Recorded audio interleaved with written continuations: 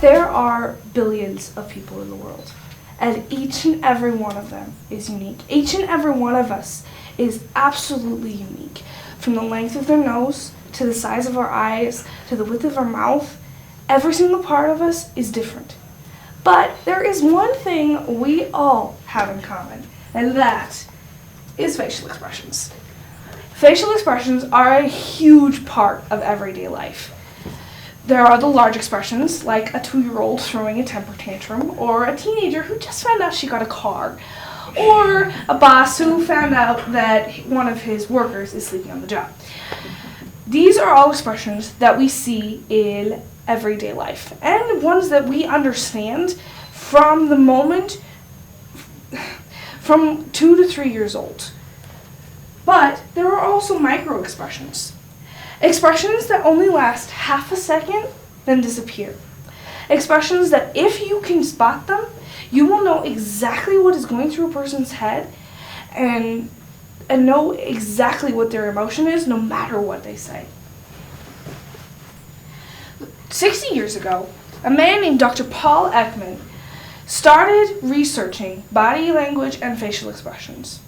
He became the leading deception detection expert when he found out that if you slow down a video of someone talking, like in a police investigation, you see expressions that no one has ever seen before. And he coined the term microexpressions.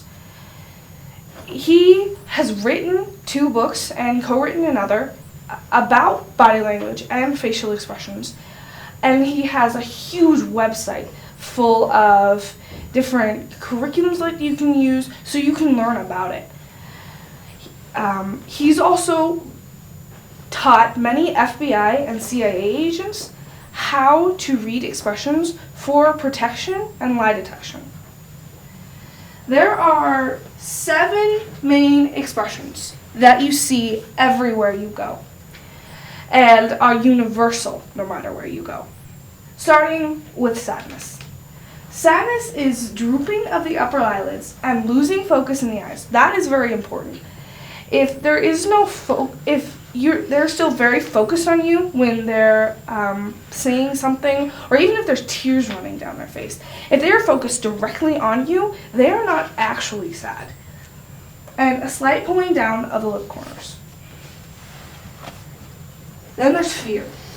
Fear is one of the most complex expressions, with eyebrows raised and pulled together, raised upper eyelids, tensed lower eyelids, and lips stretched back horizontally to the ears. You can usually see a little bit of teeth.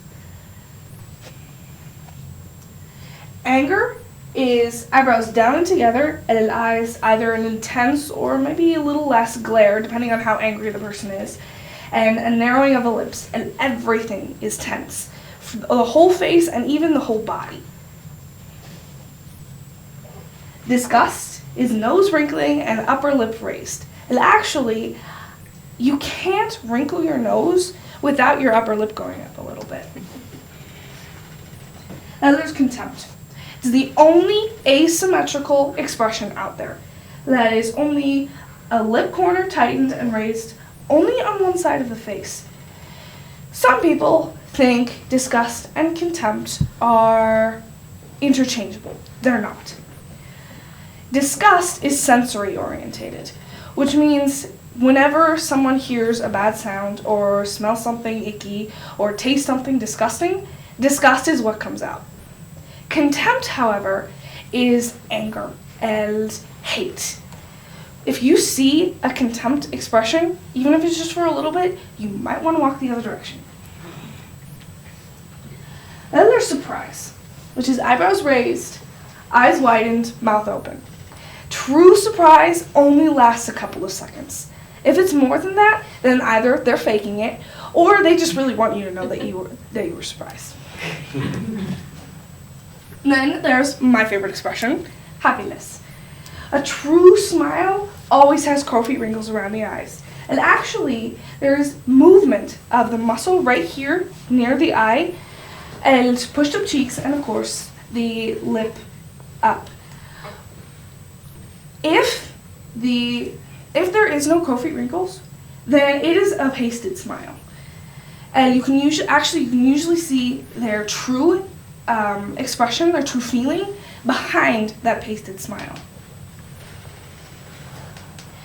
Hand gestures are another thing that show expression, whether we want them to or not. A hand on the forehead is shame. A fist by the side, anger. Hands behind the back, confidence, especially for a guy. Hands together or rubbing of the opposite hand, self-assurance. And a shoulder shrug or a hand shrug means that person is lying.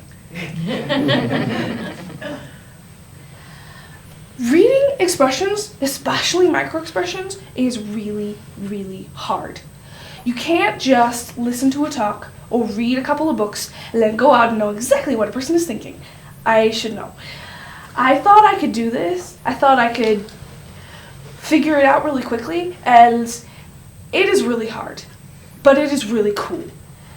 Just watching people go throughout their day or talking with someone one-on-one. This is something that you can use in every situation. For example, if in a school you are trying to figure out if there's bullying going on, you can either talk to who you think might be the bully or who you think might be the bullied and just ask them a point-blank question. And even if they lie, you can use the micro-expressions to figure out what they're really feeling. Like with the bully, if you maybe see like contempt or anger when you ask them if they're bullying, then you might be onto something.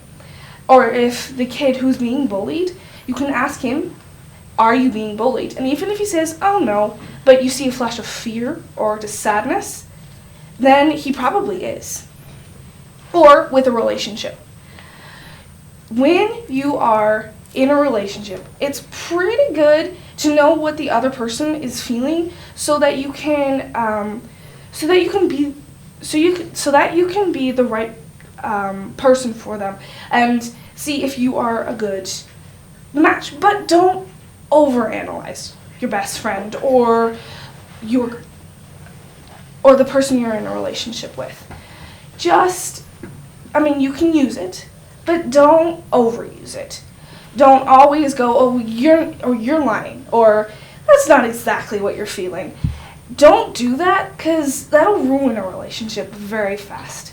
Just make sure that you know the person that you are with and that you understand what they're feeling, and maybe you can help them with sadness or something they're afraid of, and you can help them through that. I believe that helping people is very, very important, and understanding people is a huge part of life. And you can use these expressions to understand people in a very unique and amazing way.